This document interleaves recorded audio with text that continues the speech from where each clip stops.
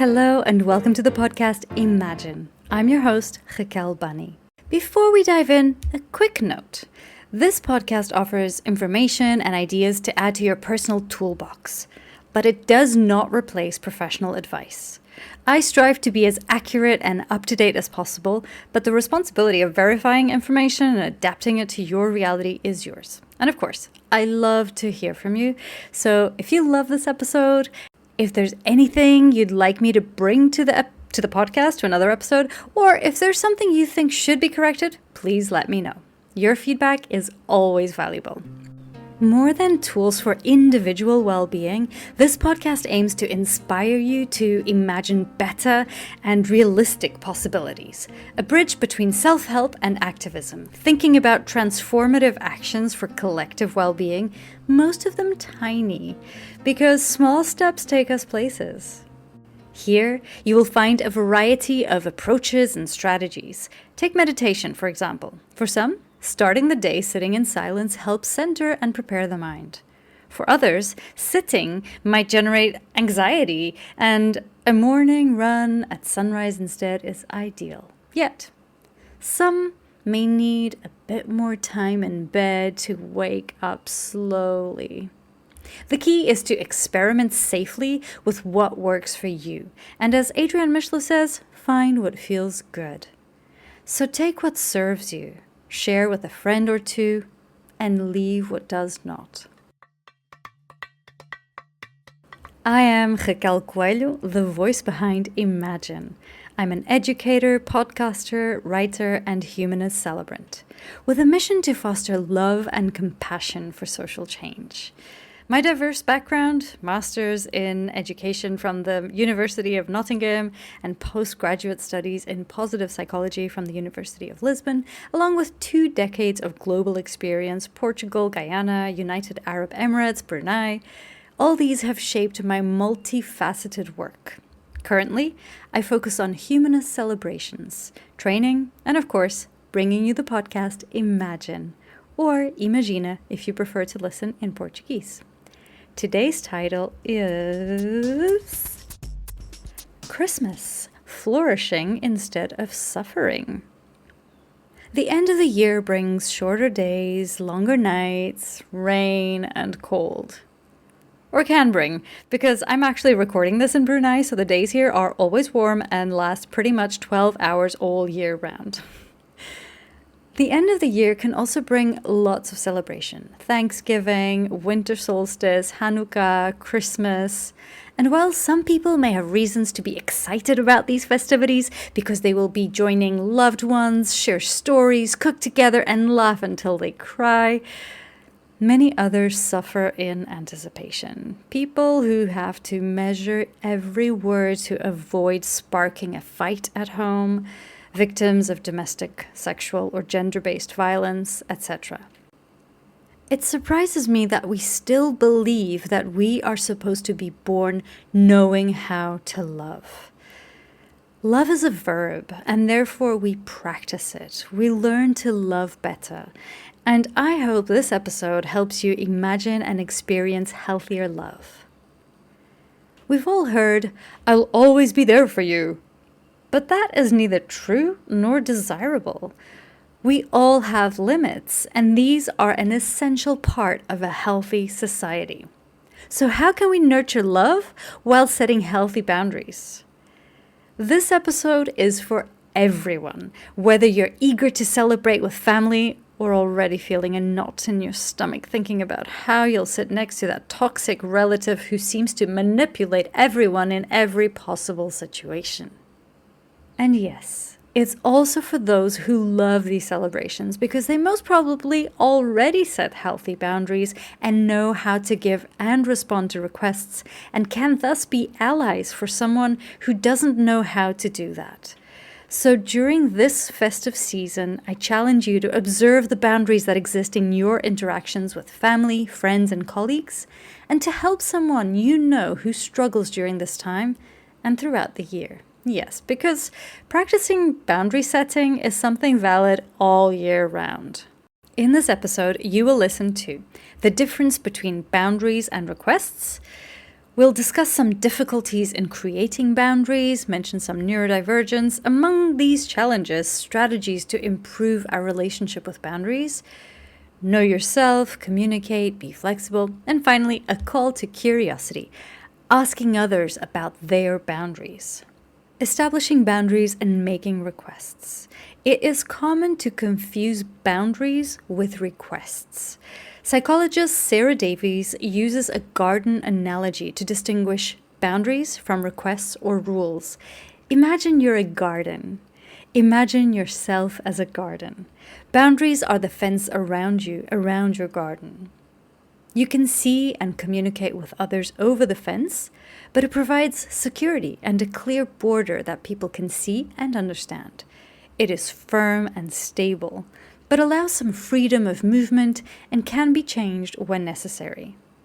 Rules or requests are more like building a fence around another person.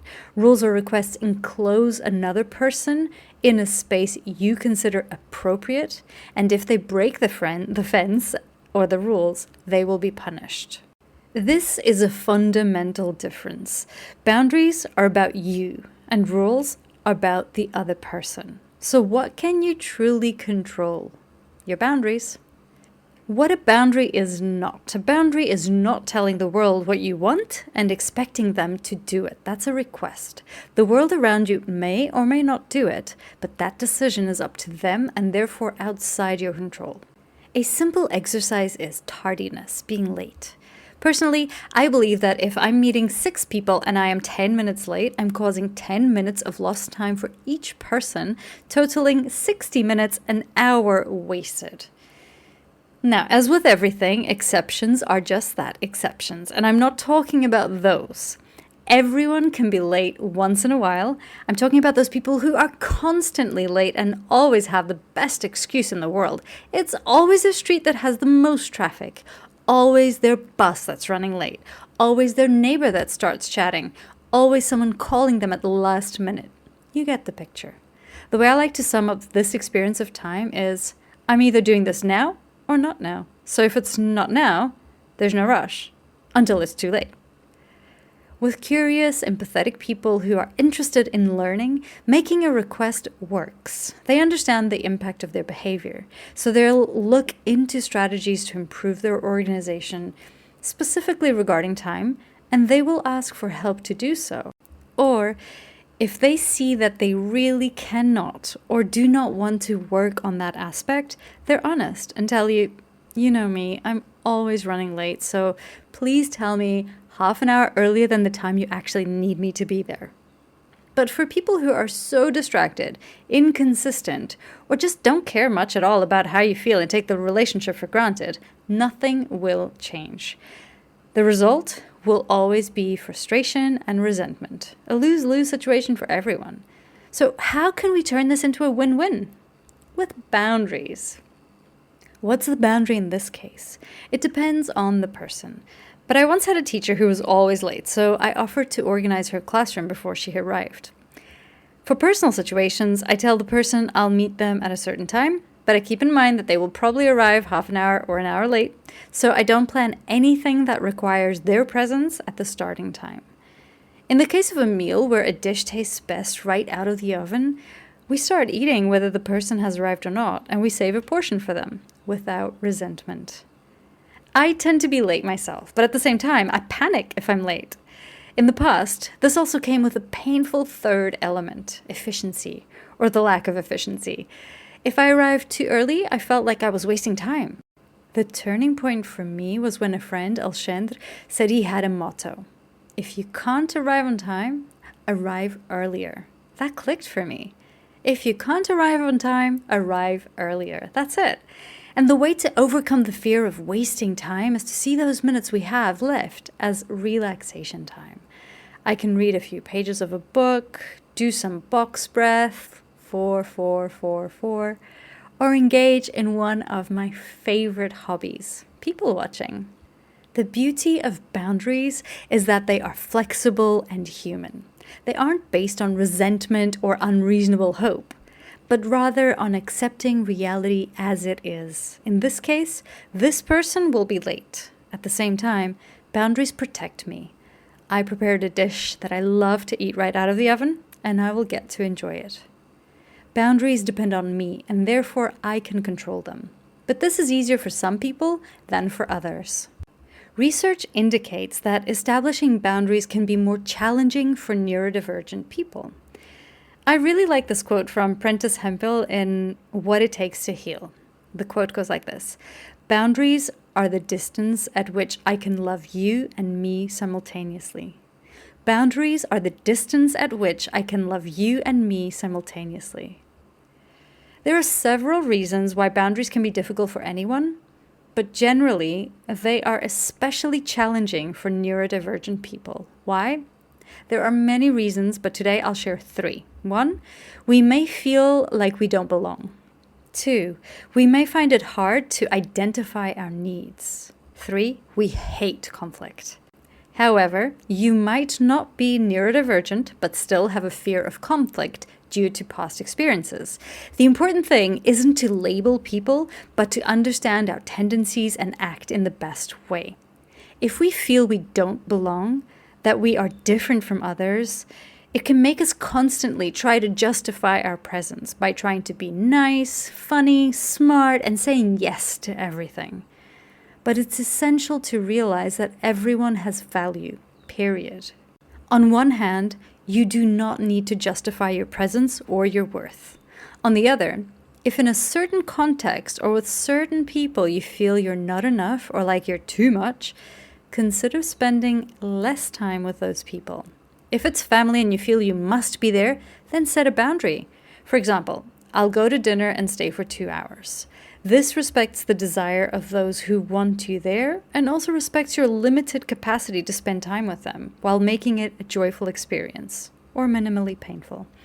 Because let's face it, the people who invited you probably don't want to hang out with you if you're in a bad mood.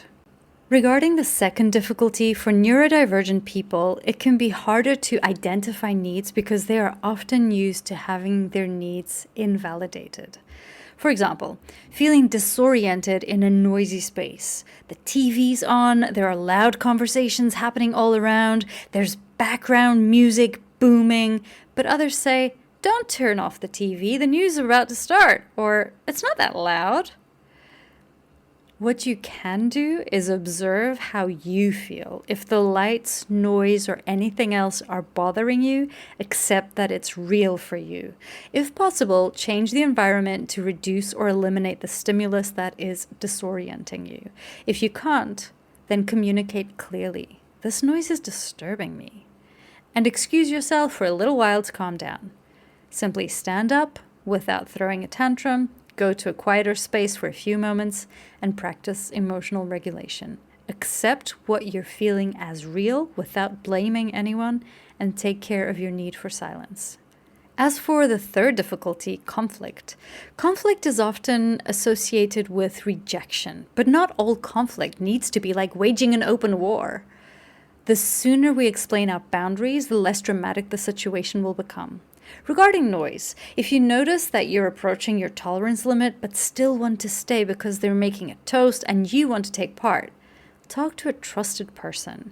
Explain that you need to step away for a moment to calm down and ask them to call you when it's time for the toast. You cannot make everyone understand your experience, nor do you need everyone to know. Just have some allies, emotionally intelligent and sensitive people you trust. Whether you are neurodivergent or not, you need to know your boundaries. Think for yourself, or as Nancykline says in her insightful book, Time to Think, thinking for yourself is still a radical act. How can we tell the people around us what our boundaries are if we don't even know them ourselves? This often happens to those who want to please others or care for everyone. Get in touch with yourself. Explore what excites you, what interests you, what disconnects you, what irritates you. Explore the boundaries you have in different contexts. 4 contexts to consider are work or education, leisure, health or personal growth, and relationships. You can divide a page into 4 sections and write down some boundaries you have in each of these areas in your life: work or education, leisure, health or personal growth, and relationships. If you have difficulty establishing boundaries, think about what makes you feel angry, frustrated, or disappointed. These feelings are excellent indicators that a boundary may have been crossed. So learn from those moments. For example, imagine you agree to help a friend and realize that the timing isn't great or that you're feeling frustrated about the time you're going to spend doing that thing. Take a deep breath, and next time someone asks for help, say, "Thank you for trusting me. Let me think about it, and I'll get back to you." Then reflect on it and make sure to return with a clear yes or no. I'll say it again. Make sure to give them an answer. If you tend to please those around you, you might want to avoid saying no and instead start avoiding that person. Resist this temptation. Reach out to the person, give them a clear no without fear. Your friends deserve to know whether you can or cannot do something. They also deserve for you to help them fully and sincerely without resentment. That clarity won't make you lose their love. In fact, it will strengthen it because they will know they can trust your yes when you give it. So remember to pay attention to the less pleasant sensations in your soul and listen to what they're trying to tell you rather than dismissing them immediately. Sometimes these things are easier to understand on a scale. On one end, there's 0. You say yes to everything, expecting everyone around you to do the same. On the opposite extreme is the every man for himself. You believe you must be independent and others should be independent too. Naturally, a healthy balance will be somewhere in the middle with some yeses, some nos, and all the clear communication in the world. Flexibility of boundaries. Once we set good boundaries, they're good for life, right? No, not at all. As long as we're alive, we will learn and grow, and consequently, our boundaries will also change. Just like in any aspect of your life, remember to revisit and reassess your boundaries. For example, when you're younger, you might accept any job because you need to earn money right away, because you're curious, or just because you don't have a long list of skills and you want to make the most of your time. Later, as you specialize in a certain area, you may limit the type of work you do to a specific set of skills. Regardless of the scenario, it's important to push your boundaries safely so that you can expand your comfort zone. I emphasize safely because you should reduce incidents where you feel victimized, so push your limits, but somewhat within reason. Then communicate your new boundaries because no one can guess that they've changed. Communicate your boundaries. If it's clear to me that we all have boundaries and that we need to understand and define them, it's also important to acknowledge that these boundaries are flexible and vary not only from person to person, but also from moment to moment within the same person. Therefore, it's essential to keep communication channels open, even if that means temporarily closing a channel. What do I mean with this? Let's imagine you've had a long, exhausting day, and on your way home, you're already dreaming of 10 minutes of silence and a cup of coffee in hand, looking out the window. Your partner, child, or housemates, they can't guess that this is how you're feeling. And they might be looking forward to share something exciting that happened to them that day. So as soon as you walk through the door, they launch into an endless domino of words, enthusiasm, and the great desire to talk. It is impossible for you to listen properly. It's quite likely that out of kindness and love, you try to listen, but it's impossible to truly be a good listener. You might inadvertently speed them up, silence them, or even make an unkind remark because you wanted to do what is considered the socially right thing and listen when someone wants to talk.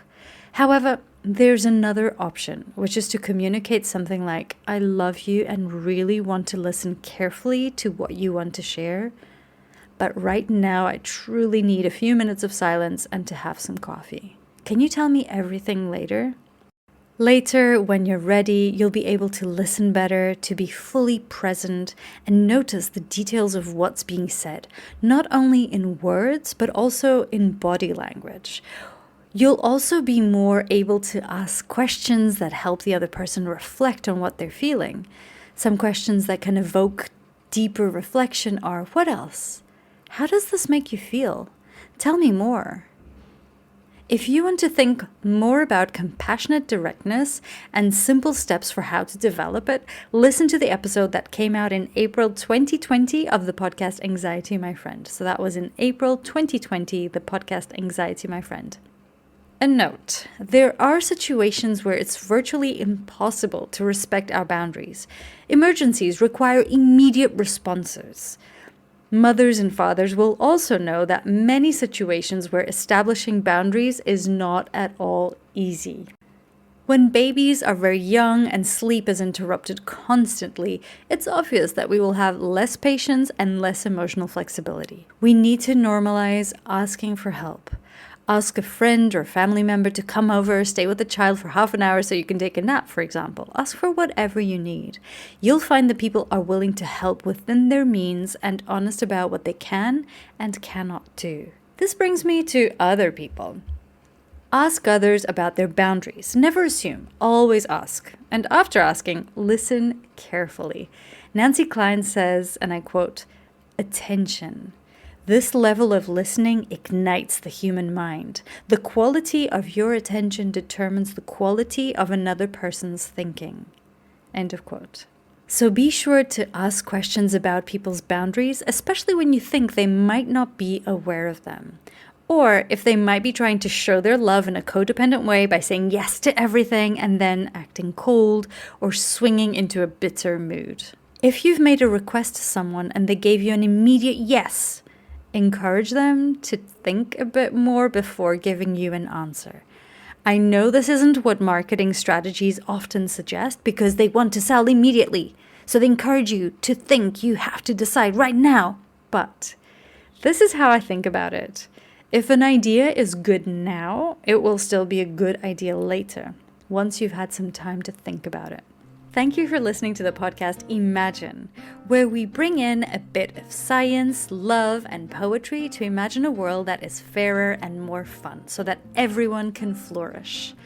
I hope these reflections on boundaries and their importance help you to cultivate healthier relationships and flourish during the festive season and throughout the year. If you enjoyed it, share the podcast with those who might benefit from it, and don't forget to subscribe so you won't miss the next episodes. You can also leave us your feedback and ideas. See you soon, and together, let's imagine!